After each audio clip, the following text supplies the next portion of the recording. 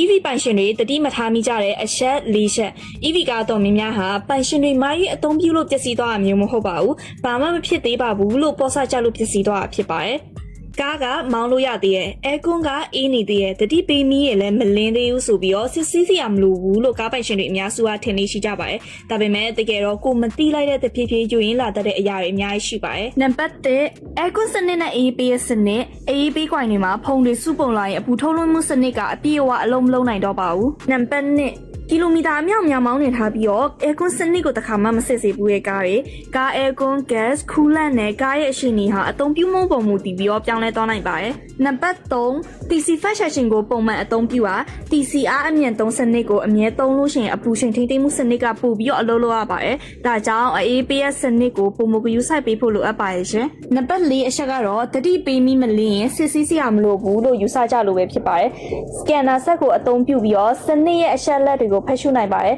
ဒါမှသာစက်ပြင်စရာတွေအနေနဲ့တိကျစီမံကိန်းဆွဲပြီးတော့အသေးစိတ်စစ်ဆေးပေးနိုင်မှာဖြစ်ပါတယ်ရှင် Next EV မှာတော့ scanner ဖတ်ပြီးတော့စစ်ဆေးပေးရ aircon line စေကြောပေးရလေဆုပ်ထုတ်ပေးရနဲ့အပူပေးကွိုင်စေကြောရှင်းရနေရစ